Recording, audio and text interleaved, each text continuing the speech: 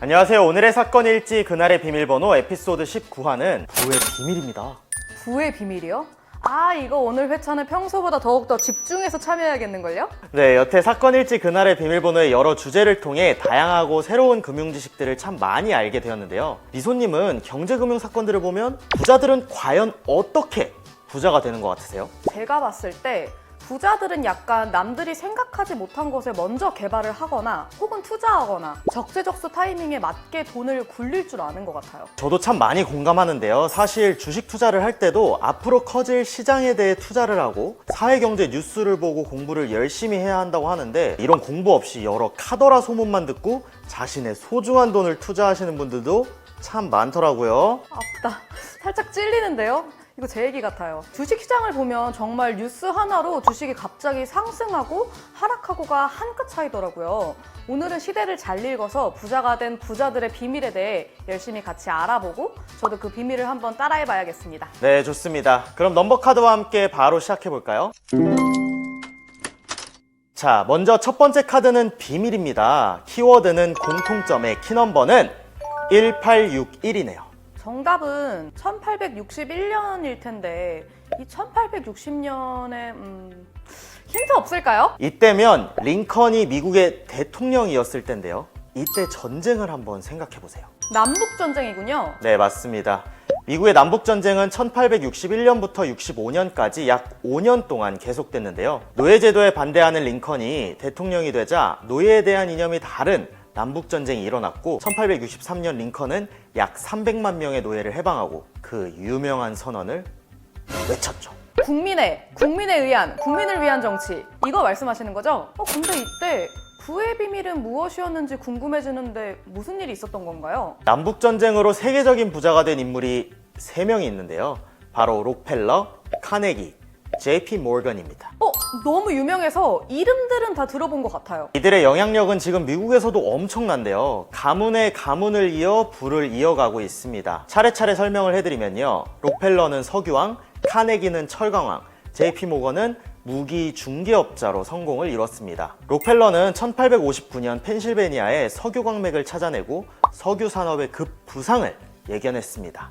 그의 예상대로 남북전쟁 이후 석유에 대한 수요가 기하급수적으로 늘었고 록펠러는 인류 역사상 가장 거대했던 기업으로 평가받는 스탠더드 오일을 설립하며 돈을 쓸어 담았습니다. 오일 부자 너무 부러운데요? 또 한 명의 부자 카네기는 군수물자가 철도를 통해 지나가는 것을 보고 이 시장을 바꿔야겠다고 생각했는데요. 선견지명의 달인 카네기는 하나의 사업에 전 재산을 건다는 확고한 신념을 갖고 전력 투구했습니다. 그의 생각에 철강 수요는 철도 산업을 포함한 여러 분야로 파급돼 성장할 수밖에 없는 유망 업종이라고 생각했으며 그의 예상 역시 적중했습니다. 또 남북전쟁이 공업화를 추구하는 북군의 승리로 끝나자 연방정부는 광활한 영토에 산재된 풍부한 자원을 수송하기 위해 철도 산업 및 철강 사업은 엄청난 부를 이끌었죠. 정말 대단하네요.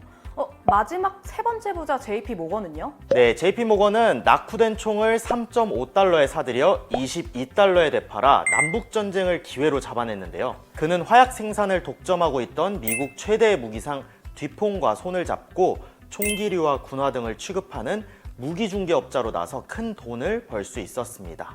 미국 역사상 최초의 군산복합체의 출연이었죠. 그는 전쟁 과정에서 엄청난 부를 축적할 수 있었으며 이를 밑천으로 1864년 아버지한테 물려받은 은행까지 JP모건 상사에 합병시켜 오늘날과 같은 대형 투자은행의 토대를 단단히 구축하는 데 성공했습니다. 이로써 경제가 휘청일 때도 늘 굳건하게 금융을 지키는 JP모건 시대가 본격적으로 개막한 것이죠. 역시 부자들 이 통찰력이 정말 대단하네요. 전쟁통에서도 돈을 벌 기획을 하고 또 명확하게 예측이 들어맞았네요. 네, 정말 대단한 인물들이지만 사실 록펠러와 카네기는 평범한 혹은 가난한 집이었어요. 록펠러는 끝까지 독종처럼 일했고 총 자산 3,183억 달러, 약 307조 원을 보유했습니다. 카네기 역시 무지막지하게 가난한 집안이었고요. JP 모건만 상당한 부를 축적한 가문이었습니다. 두 번째 키워드는 독점, 키넘버는 바로 42입니다. 키넘버가 너무 어려워요. 그냥 알려주세요. 예, 알겠습니다. 우리 사이에. 네, 어머. 애드립 준비했네? 네. 정답은 바로 과거 미국의 경제 성장률인데요. 42%라니. 와, 이거 진짜 정말 어마어마한 경제 호황이네요. 도대체 이때 무슨 일이 있었던 건가요? 미국은 1차 세계대전을 끝으로 유럽이 휘청일 이때 미국이 승승장구했던 것인데요. 1920년대에 미국의 경제 성장률은 42%나 되었고 평균 소득은 1,500달러, 실업률은 4% 이하였습니다. 이때 미국은 엄청난 호황기를 누리게 되는데요. 이러한 부는 사실 오래가기가 힘들죠. 이 시기 이후 미국은 경제 대공황이라는 엄청난 경제적 재앙을 겪게 됩니다. 부의 재분배가 제대로 이루어지지 않아 미국의 상위 1%들이 미국의 전체 돈의 60%를 가지고 있었고 상류층들에게만 의지하고 있던 미국 경제는 무너지기 시작했고 결국 경제 대공황에 휩쓸리게 되었답니다. 네, 두 번째 카드를 보겠습니다. 바로 지수라는 키워드의 키넘버는 381이네요.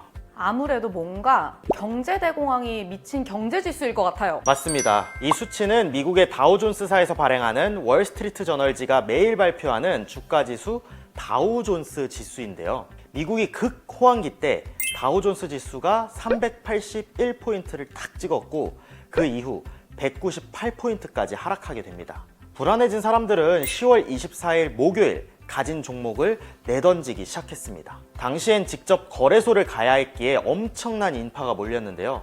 이 끔찍한 날을 검은 목요일이라 불렀습니다. 그날부터 주가는 계속 떨어졌고요. 미국 경제에서 300억 달러 이상이 날아가 버렸죠. 예금한 돈이 없어질까봐 죄다 인출하는 바람에 4,000개의 은행이 문을 닫고 전 재산을 잃은 투자자들이 삶을 포기하기도 했습니다. 그렇게 미국과 세계 경제가 공황에 빠졌고 1932년 다우지수는 41.22포인트까지 떨어졌습니다. 이후 대공황 직전 수준으로 회복되기까지는 25년이 넘게 걸렸습니다. 늘 그날의 비밀번호에서 느끼는 거지만 한 번 하락한 시장이 다시 호황 가져오는데 정말 오랜 시간이 걸리는 것 같아요. 인생의 진리처럼 내려오는 건 한순간이고 올라가는 건 진짜 어렵네요. 맞습니다. 세계 어느 나라든 무분별한 호황기는 결국 파국을 맞게 되는 것 같네요. 네, 마지막 키워드는 사이클, 키넘버는 7.9네요. 사실 이거는 어려우실 것 같아서 바로 힌트를 드리도록 하겠습니다. 국내 IMF입니다. 그럼 우리나라 경제 성장률 아닌가요? 오, 네, 정확히 맞춰주셨어요. 외환위기 직전 경제 성장률인데요. 호황으로 여겨졌지만 위기 조짐은 IMF 전년인 1996년도부터 보이기 시작했습니다. 1996년도의 경제 성장률이 1995년도의 9.6%에서 7.9%로 떨어졌던 것이 그 단초였는데요. 사실 경제 성장률 7% 정도면 전혀 낮지 않은 평균 정도는 되는 수준이었지만 1994년과 1995년도의 경제 성장률이 9%대를 잇따라 기록할 정도인 호황기에 이어 일어난 성장률 감소, 수출액 감소, 대외 채무 폭증 등과 맞물리며 IMF가 터지게 된 것이죠. 이러한 과정 속에서도 정부와 기업들은 구조 개선 노력을 하지 않았고 결국 외환 위기를 초래했습니다. 이게 이 박수 칠 때 떠나라는 말도 있듯이 제일 호황기일 때가 늘 위험한 순간인 것 같아요. 의심하고 의심해야 할 것 같습니다. 경기 정체가 오기 전에는 늘 경기가 호황이었다고 하죠. 호황이 있었기 때문에 하락이 있는 거고 하락이 있었기 때문에 또 호황이 있다고 볼 수 있겠죠. 오늘도 007 가방을 열어보도록 하겠습니다. 오늘은 좀 근데 어렵게 냈어요. 하도 한 번에 맞추시니까. 제가 조합을 한번 해봤습니다. 이 꿀조합일지 네. 과연 저는 그냥 천재인가 봐요. 그런가 봐요. 자, 오늘 뭐가 들어있을지. 어? 에어포 사과네요? 사과폰? 그건가요? 아니요. 뉴턴에 대한 이야기인데요. 천재과학자 뉴턴도 당한 금융사기 사건입니다. 와, 뉴턴도 당할 정도면 정말 많은 분들이 당했을 것 같은데 혹시 어떤 사건일까요? 바로 1720년 영국 금융시장을 한꺼번에 붕괴시킨 남해회사 거품 사건인데요. 저번 회차에서 나왔던 네덜란드 튤립 사건과 비슷한 집단 광란의 투기 사건으로 평가받지만 남해회사 거품 사건은 튤립 거품과는 달리 순수 금융 사건입니다. 그래서 이를 유럽 첫 금융위기, 첫 폰지 금융사기 사건이라고도 부릅니다. 유럽의 첫 금융위기라 어떤 사건인지 궁금해요. 남의 회사에 투자를 하면 돈을 벌 수 있었고, 그때 당시 많은 투자자들이 속빈강정인 회사에 너도 나도 할 것 없이 투자를 한 것인데요. 인류 최고의 과학자라 불리는 아이작 뉴턴이 투자를 해서 엄청난 손해를 보았다는 사실은 후기에 눈이 멀면 아무리 똑똑한 사람도 어쩔 수 없다는 예로 자주 인용이 됩니다. 아이작 뉴턴은 이 남의 회사에 40억 원 투자 손실을 보았는데요.